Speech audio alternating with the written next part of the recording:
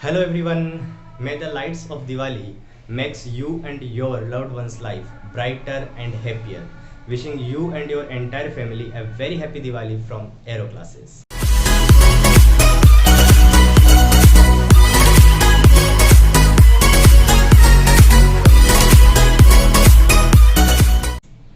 In the previous classes, we studied about electric field, dipole and dipole moment, etc. Today we are going to study a very important derivation for a 12th board classes, that is electric field due to a dipole.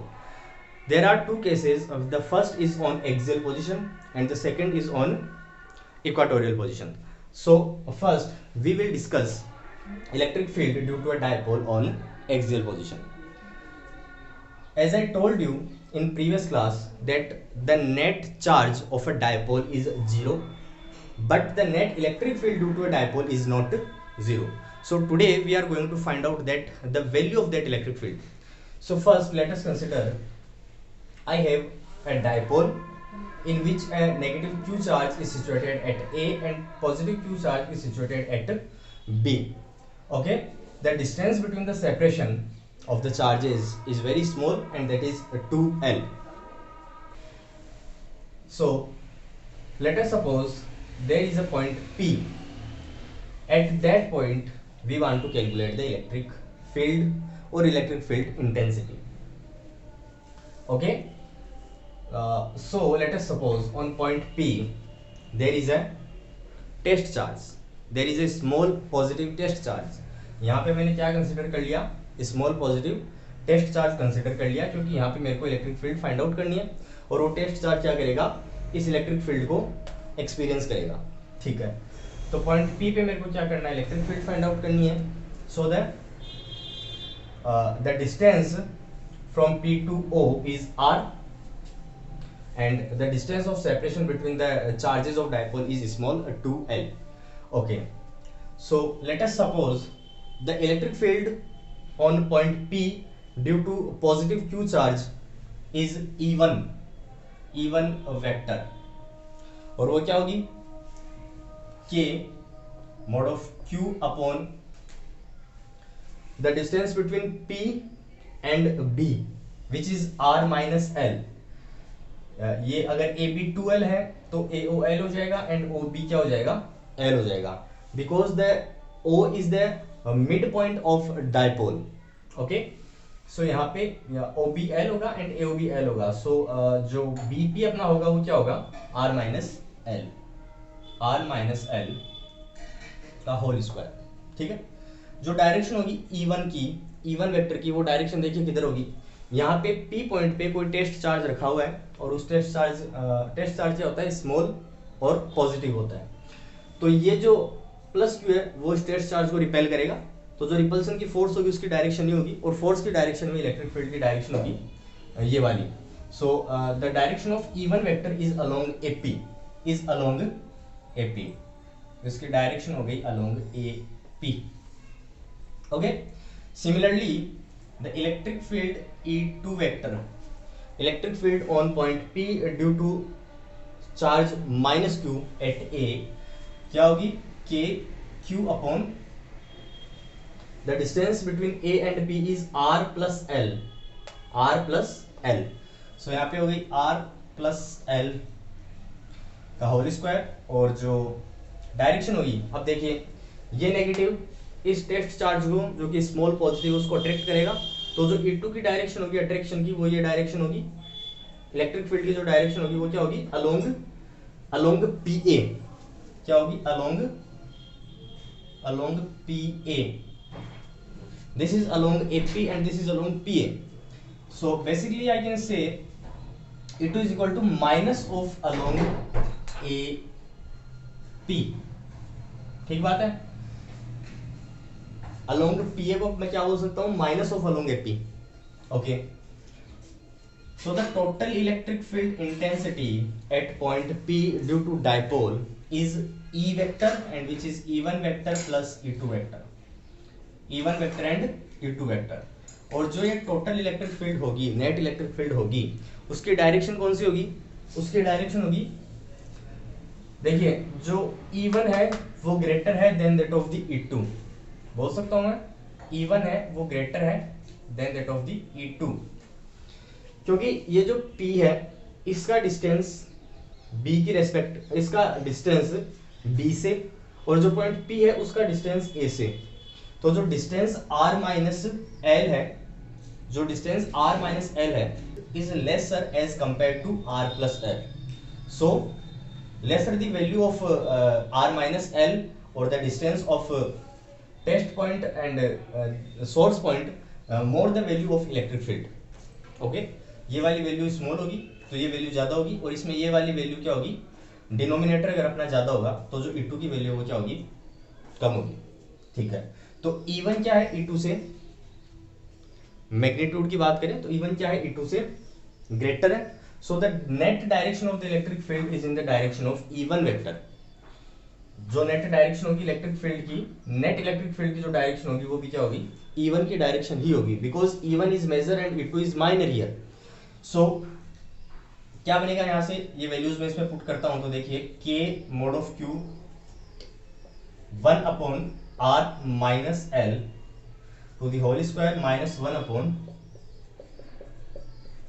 Okay ये बनेगा, and the direction is along AP, direction is along AP। Okay, अब देखिए K mod of Q, यहां पे LCM ले लेते हैं, तो एलसीएम लेने पे क्या बनेगा, एलसीएम लेने पे देखो नीचे बनेगा R square minus L square to the whole square, okay, और ऊपर बनेगा 4RL, ठीक है ये बन जाएगा। अभी देखिए इसको फर्दर अगर अपन सोल्व अप करते हैं तो अपने पास में क्या होगा, K mod of Q upon R square minus L square to the whole square, and ये 2 मैं यहाँ पे ले लेता हूँ, ठीक है, और देखिए इसको मैंने यहाँ से रब किया, यहाँ पे देखिए 2 बच गया अंदर, एक 2QL, ये क्वांटिटी बच गई, एक बच गया अपना R यहाँ पे, ये बनेगा ओवरऑल। ठीक है, देखो इसको फर्दर सोल्व करते हैं। जो 2QL होगा उसको क्या बोलेंगे अपन, डायपोल मोमेंट अपन ने प्रीवियस क्लास में डिस्कस किया था, P वेक्टर क्या होता है, Q2L होता है, the product of magnitude of either charge and the distance of separation between them is known as dipole moment। ये अपन ने डिस्कस किया था, तो यहाँ पे जो 2QL है वो क्या हो जाएगा अपना डायपोल मोमेंट हो जाएगा, जिसको अपन P वेक्टर से डिनोट कर देंगे। So 2K P vector upon R square minus L square to the whole square, ठीक है, और ये यहाँ पे हो गया अपना एक R। ये नेट इलेक्ट्रिक फील्ड आ गई पॉइंट P पे ड्यू टू दिस डायपोल। अभी देखिए एक सिंपल सा केस लेते हैं, if R greater than that of the L, और ये बात पॉसिबल भी होगी, जो 2L होता है वो बहुत स्मॉल होता है इनके बीच का सेपरेशन, तो L और भी ज्यादा स्मॉल होगा क्योंकि वो तो इसकी हाफ डिस्टेंस हो गई, हाफ लेंथ हो गई डायपोल की। जो R होगा वो L की रेस्पेक्ट में क्या होगा, ग्रेटर होगा। सो अपन यहाँ से क्या बोल सकते हैं, R is greater than of L। तो जब ये R है वो बहुत बड़ा है as compare to L, so as a result we can neglect the L with respect to R। ये जो L है यहाँ पे डिनोमिनेटर में, उसको अपन क्या कर सकते हैं, नेग्लेक्ट कर सकते हैं। तो जब मैं इस L को नेग्लेक्ट कर दूंगा तो यहाँ पे R की पावर 4 हो जाएगा, और एक R की पावर 4 और एक R से कैंसिल आउट हो गया, तो यहाँ पे क्या हो जाएगा 2KP vector upon R cube. This is the resultant value of electric field intensity at point P due to this dipole, है ना। तो अपन मैंने आपको प्रीवियस क्लास में बताया था कि जो नेट चार्ज है इलेक्ट्रिक डायपोल का वो क्या होगा, 0, बट इलेक्ट्रिक फील्ड डायपोल की वजह से किसी भी पॉइंट पे 0 नहीं होगी, और उसकी वैल्यू कितनी होगी, 2KP vector upon R cube. अच्छा इसकी डायरेक्शन क्या होगी, देखो इसकी डायरेक्शन अपनी चल रही है along AP, and the direction of P vector dipole moment की डायरेक्शन क्या होती है, from minus Q to plus Q. That means यहाँ पे जो इलेक्ट्रिक फील्ड है उसकी direction along the direction of dipole moment ही होगी। ओके, तो ये बात हुई इलेक्ट्रिक फील्ड की at a point P। This point P और the position of P is known as axial position और एक्सियल पॉइंट। इसी पॉइंट को अपन क्या बोल देते हैं, एक्सियल पोजिशन, एक्सियल पॉइंट बोल देते हैं। इसका एक नाम और है जिसको बोलते हैं एंड ऑन पोजिशन। क्या बोलते हैं, एंड ऑन पोजिशन। तो ये बात होगी एक्सियल पॉइंट की या एंड ऑन पोजिशन की। Now we will discuss the electric field intensity at a point P which is situated as on equatorial position or also known as broad on position। तो देखते हैं कि equatorial position में electric field intensity की value क्या बनती है। So students, now suppose I have a dipole in which my negative Q charge is situated at point A and positive Q charge is situated at point B. The distance of separation between them is very small and that is 2L. Okay, the point P where we want to find out the net electric field due to this dipole is situated on the equatorial line of the dipole, which is also known as broad on position. So we want to find out the net electric field at point P due to this dipole. The distance of point P from the center of the dipole is taken as R. So the electric field E1 vector is the electric field due to positive Q charge on point P is E1 vector, and which is KQ upon the distance between P and B, that is PB, which is equal to AP is equal to BP is equal to under root R square plus L square by using Pythagoras theorem. So E1 is equal to KQ upon R square plus L square, because the formula of electric field is KQ upon R square. So the electric field E1 on point P due to B is this, and the direction of this electric field is along BP, along BP क्यों हुई इनकी direction, इस force की direction या electric field की direction.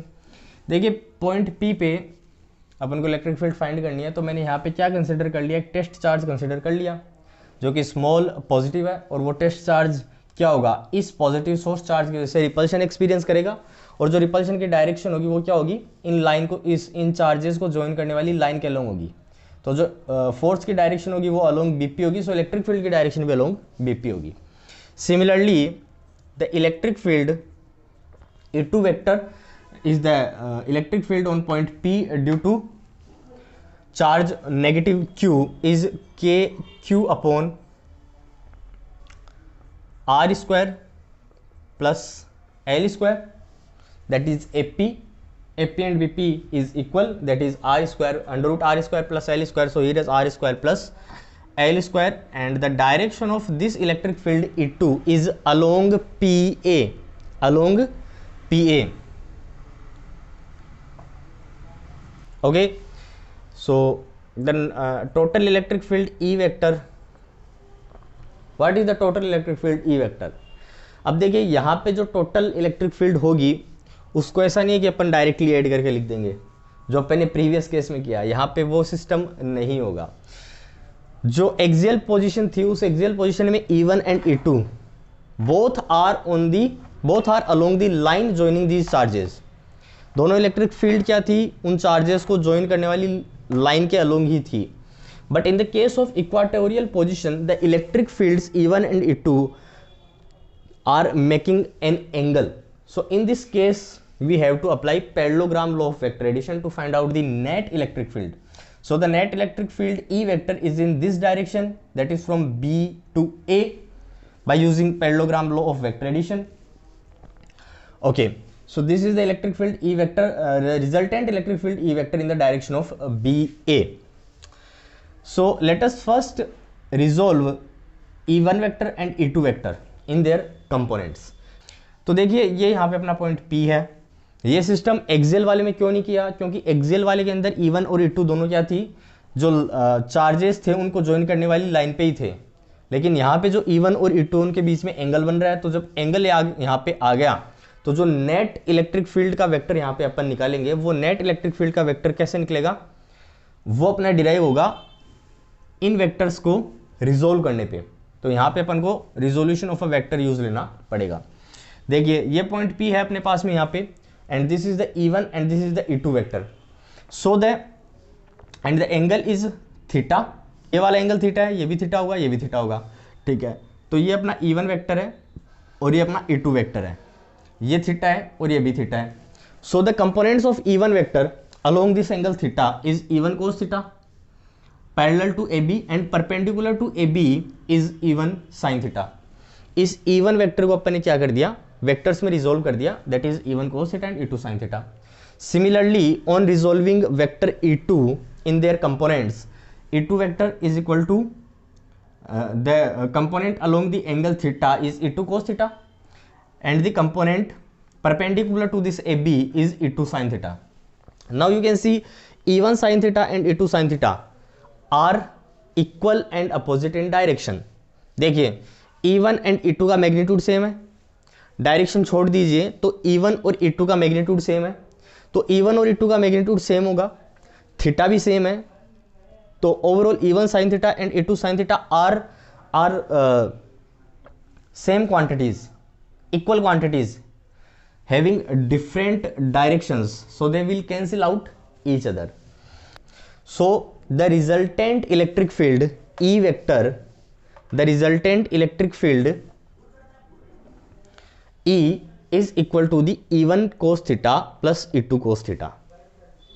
ये जो components होंगे E1 sin theta and E2 sin theta equal and opposite direction की वजह से क्या हो जाएंगे, कैंसिल आउट हो जाएंगे, because E1 and E2 are equal and they are opposite in direction, whereas E1 cos theta and E2 cos theta are in same direction, so they will sum up and give us total electric field.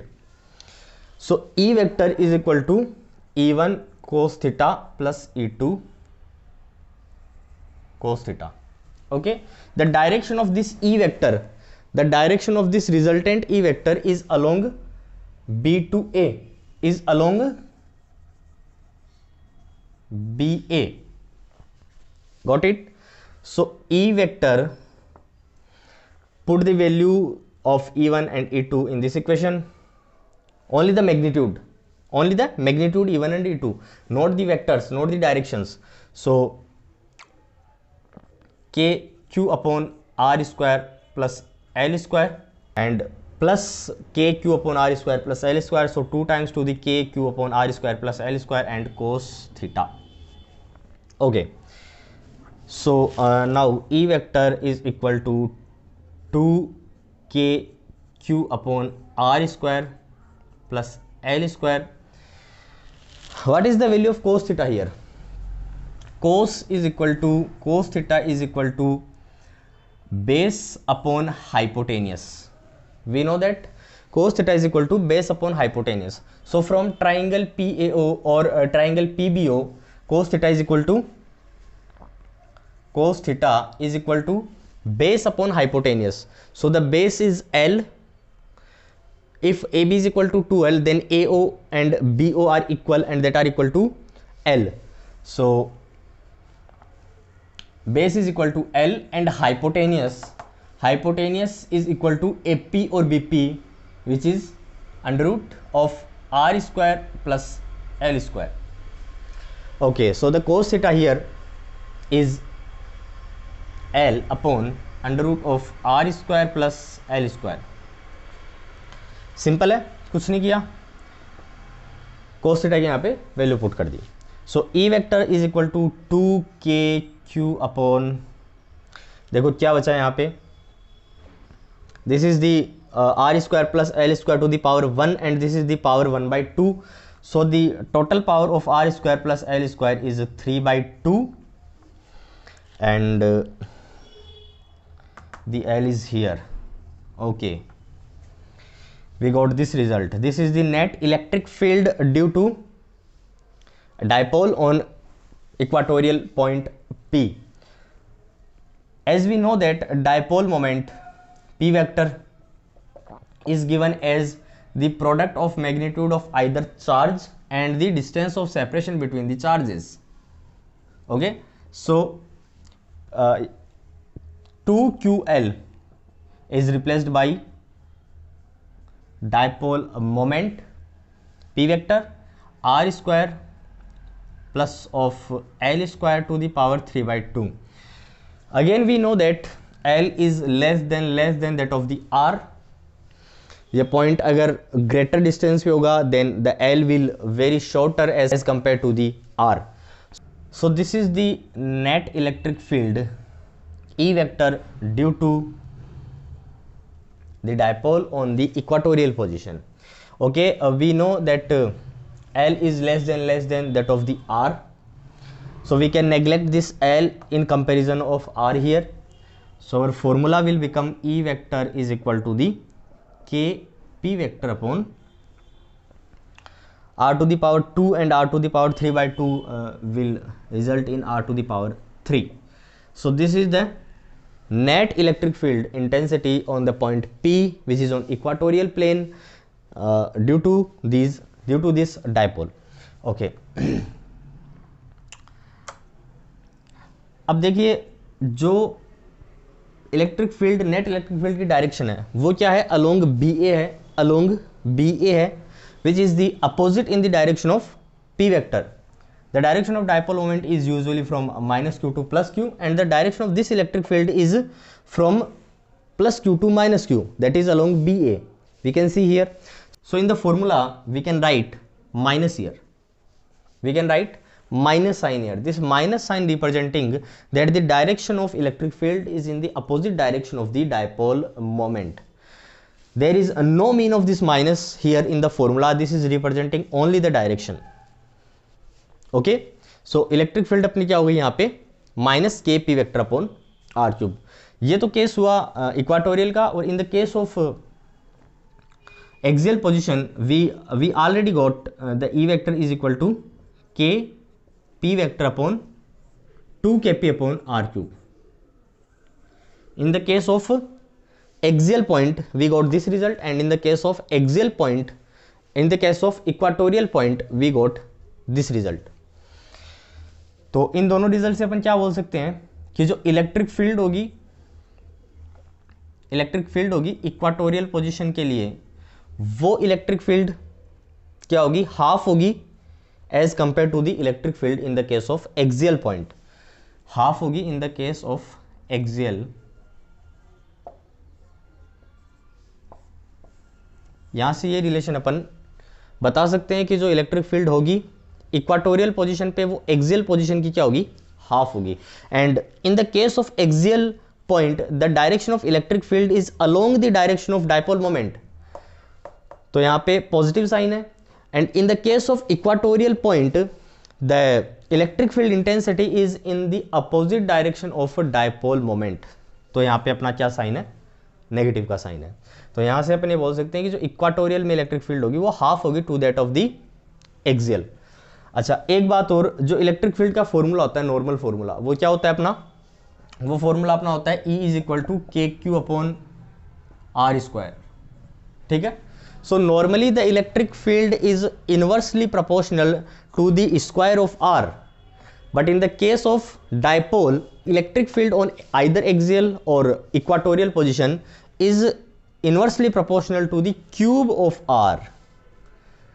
है ना. तो ये बात देखने लायक है यहाँ से कि जो इलेक्ट्रिक फील्ड होगी इस केस में वो अपनी क्या होगी, सिंपली जो इलेक्ट्रिक फील्ड अपनी होगी वो इनवर्सली प्रोपोर्शनल होगी आर स्क्वायर के. But in the case of dipole जो इलेक्ट्रिक फील्ड होगी एक्सियल पे या इक्वाटोरियल पे वो क्या होगी, इनवर्सली प्रोपोर्शनल होगी द क्यूब ऑफ आर के. तो यहाँ से ये इनके बीच में डिफरेंस है और ये इनके बीच का रिलेशन है. तो स्टूडेंट्स आज की इस क्लास में बस इतना ही. मिलते हैं नेक्स्ट लेक्चर में एक और फिजिक्स के इंपॉर्टेंट टॉपिक के साथ. Keep supporting, keep watching arrow classes. Enjoy Diwali.